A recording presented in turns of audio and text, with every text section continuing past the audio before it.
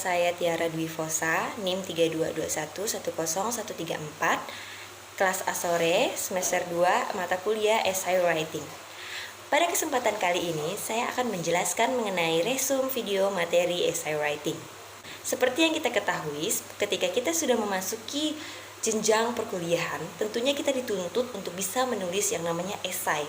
Dimana ketika kita menulis esai, kita dituntut untuk berpikir kritis dan mewujudkan setiap apa yang kita pikirkan ke dalam sebuah tulisan.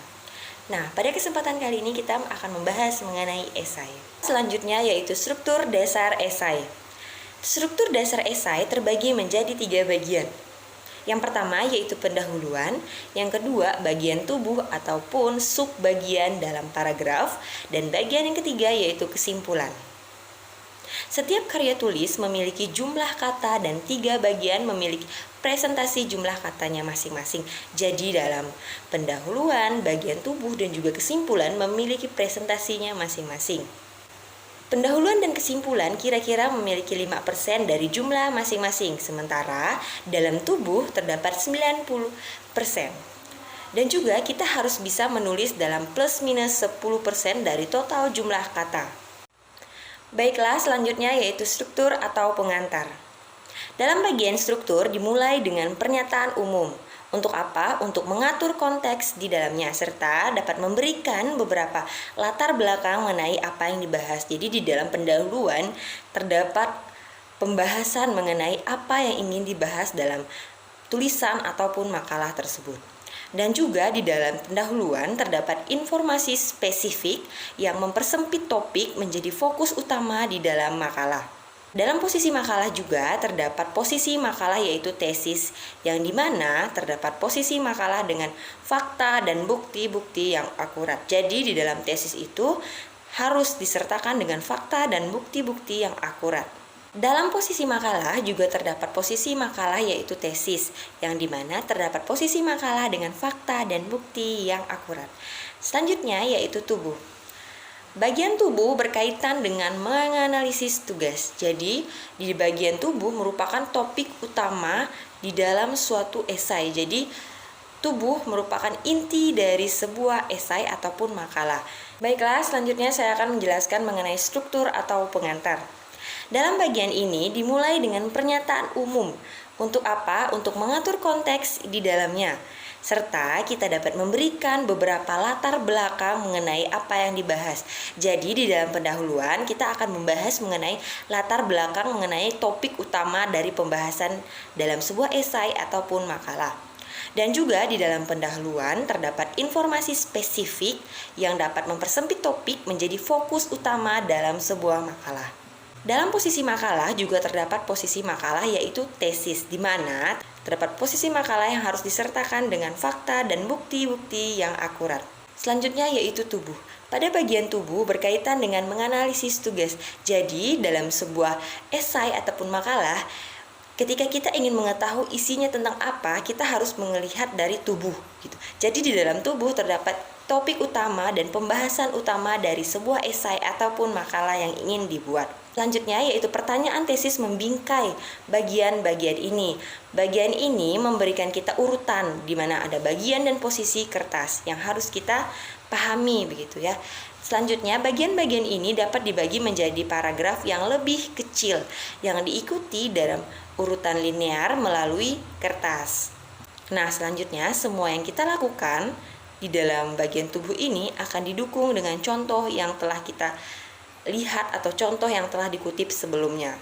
Jadi ketika kita ingin membuat sebuah tubuh atau isi dari sebuah esai atau makalah, kita harus melihat dulu sebelumnya contoh-contoh yang telah dibikin oleh senior ataupun dosen-dosen ataupun orang yang telah ahli dalam bidang penulisan tersebut begitu. Selanjutnya sistem kutipan akan diketahui dengan bekerja dengan perpustakaan. Jadi kutipan ini dapat dilakukan dengan bekerja sama dengan perpustakaan, yaitu menggunakan situs web perpustakaan dan hal-hal lainnya yang ada di dalam perpustakaan. Dan juga terdapat prinsip relevan di dalamnya. Kenapa? Karena prinsip relevan itu sangatlah penting. Karena apa? Segala sesuatu di bagian tubuh, segala sesuatu di seluruh kertas harus relevan satu sama lain dengan tugasnya masing-masing. Baiklah, selanjutnya yaitu paragraf. Di dalam paragraf tidak ada panjang yang ditetapkan, jadi tergantung dari apa yang ingin kita tuliskan di dalam paragraf tersebut. Paragraf adalah unit ide, satu ide utama, gagasan baru, paragraf baru, dan juga gagasan utama ditandai dengan kalimat topik. Topik mengenai pembahasan di dalam suatu esai ataupun makalah tersebut. Sebagian besar halaman menjadi paragraf. Jadi sebagian besar setiap halamannya itu menjadi sebuah paragraf. Jadi usahakan untuk menghindari paragraf yang terlalu pendek begitu ya. 1 atau 2 kalimat kurang elaborasi. Paragraf yang terlalu panjang yaitu paragraf yang panjang atau lebih dari setengah halaman. Selanjutnya panjang paragraf akan bervariasi tergantung dari gagasan utama paragraf dan juga dari pembuat ataupun penulis paragraf tersebut. Baiklah, selanjutnya yaitu bagian kesimpulan. Pada bagian kesimpulan, kita hanya perlu menyelesaikan serta memberikan penyelesaian logis pada kertas mengenai topik yang harus dibahas. Dan juga harus ada beberapa referensi untuk pertanyaan, topik, dan juga tesis yang terkandung di dalamnya. Dalam kesimpulan, ketika tidak bisa membuat secara singkat, hal ini merupakan kesalahan yang sangat klasik. Kita juga perlu memberikan beberapa jenis kesimpulan di mana pembaca bisa mengambil pesan utamanya yang bermanfaat begitu. Jadi di dalam kesimpulan terdapat pesan utama yang bisa diambil dari pembaca. Begitu ya. Selanjutnya ketika kita ingin menghasilkan sebuah karya, bagaimana caranya supaya kita bisa menghasilkan sebuah karya yang baik? Nah, selanjutnya terdapat proses yang bisa dilakukan untuk menghasilkan karya, yaitu apa? Yaitu dapat dimulai dalam tubuh. Jadi dapat menganalisis tugas-tugas yang di dalam tubuh tersebut. Dapat juga memecahkannya menjadi beberapa bagian seperti membaca serta membuat sebuah catatan. Nah, ketika menulis kemudian dapat menghasilkan pendahuluan dan kesimpulan di dalam tulisan yang ingin dibuat. Nah, itu merupakan suatu hal yang cukup baik untuk kita sebagai pemula ketika ingin menulis begitu ya. Nah, kemudian masuk ke fase pengeditan. Apa saja yang harus kita lakukan ketika masuk dalam fase pengeditan, yaitu di mana kita dapat memeriksa apakah semua elemen yang telah kita bikin atau telah kita bicarakan ada ataupun tidak di dalam tulisan tersebut, serta terdapat kesalahan ataupun tidak dalam tulisan tersebut. Nah, selanjutnya tentang jumlah kata yang ada. Jadi kita harus perhatikan juga jumlah kata yang kita tulis itu ada berapa gitu ya. Dan juga kemudian dapat menyerahkan kertas begitu. Jadi ketika kita sudah menghitung jumlah katanya berapa, kita dapat menyerahkan kertasnya. Baiklah, selanjutnya yaitu unsur-unsur gaya akademik. Jadi unsur gaya akademik itu termasuk formal, yaitu dengan menggunakan formulir lengkap, bukan sekedar pidato singkat saja begitu ya. Nah, dapat juga menggunakan singkatan berulang selama memasukkannya ke dalam tanda kurung begitu setelah penggunaan pertama. Dan juga dalam penulisan esai pada umumnya bersifat objektif. Hal ini umumnya apa? Bukan pada orang pertama saja, tapi kita fokus pada masalah yang dibicarakan gitu, lebih ke mengarah pada refleksi sesuatu begitu mengenai topik yang dibahas. Nah, kita juga bisa mengambil posisi. Kita perlu kritis ataupun interpretatif. Selanjutnya terdapat beberapa bahasa yang melakukannya. Jadi terdapat beberapa bahasa yang terkandung di dalamnya gitu. Contohnya itu ada however, therefore, which, and significantly. For example, such as first, second, finally, and the last one is in conclusion. Dan juga biasanya di dalam esai tidak menggunakan heading. Baiklah, selanjutnya apakah intro, isi, kesimpulan diatur dalam paragraf berurutan dapat memberikan struktur yang dibutuhkan? Nah, jadi hal-hal harus diperiksa sebelum kita mengirimkannya. Ketika kita telah membuat sesuatu harus kita perhatikan dulu sebelum kita mengirimkannya. Dan ketika kita sudah menggunakan paragraf, maka memiliki posisi pendukung yang harus jelas. Yang terpenting dari semuanya yaitu haruslah relevan satu sama lain begitu ya. Baiklah, selanjutnya yaitu bagaimana supaya bisa menjadi lebih baik. Yang pertama yang bisa kita lakukan yaitu membaca. Membaca itu sangatlah penting karena apa? Karena dapat menambah ilmu baru bagi setiap kita yang membacanya. Yang kedua yaitu kita dapat melihat modelnya. atau sebuah contoh begitu ya. Tapi kita dilarang untuk meniru contoh tersebut. Kita dapat melihat dan kita bisa menjadikan itu contoh untuk kita menulis selanjutnya.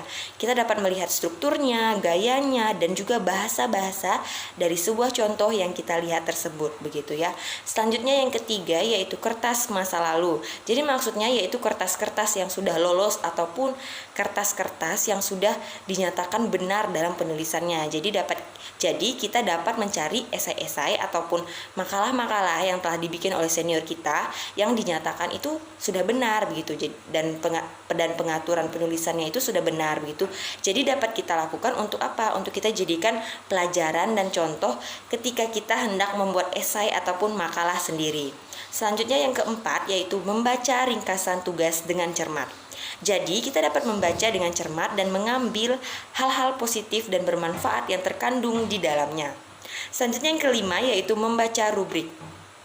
Jadi dengan kita membaca rubrik kita dapat melihat bagaimana sih penilaiannya begitu. Karena dari melihat apa yang dinilai, kita dapat melihat apakah kira-kira yang kita buat ini sudah sesuai dengan penilaian ataupun masih belum begitu ya. Nah, tujuannya adalah untuk apa? Untuk mendapatkan nilai yang bagus serta juga supaya kita bisa mematuhi aturan penulisan yang baik dan benar. Selanjutnya yang keenam yaitu memperhatikan umpan balik yang didapatkan. Dan selanjutnya yang ketujuh yaitu kita harus bisa berkomitmen untuk perbaikan, untuk melakukan sebuah perbaikan. Jadi apa? Ketika kita sudah dapat membuatnya dengan baik ataupun masih ada kekurangan di dalamnya, haruslah untuk apa? Untuk tetap mau terus belajar dan memperbaiki setiap kesalahan yang pernah kita lakukan ataupun sengaja maupun tidak sengaja kita buat di dalam sebuah tulisan kita. Karena peningkatan penulisan akademik itu bisa menjadi proses yang panjang. Jadi kita harus dapat belajar, masih ada kekurangan, harus kita perbaiki lagi. Karena apa? Sebuah proses itu tidaklah mudah begitu. Jadi ketika kita mau belajar dan tekun, tentunya kita akan bisa sedikit demi sedikit. Baiklah, sekian video resum mengenai penjelasan materi dari essay writing. Semoga video ini bisa bermanfaat bagi kita semua. Mohon maaf jika ada kesalahan kata ataupun hal-hal yang menyinggung. Dan saya berharap supaya video ini bisa bermanfaat. Sekian dari saya, terima kasih.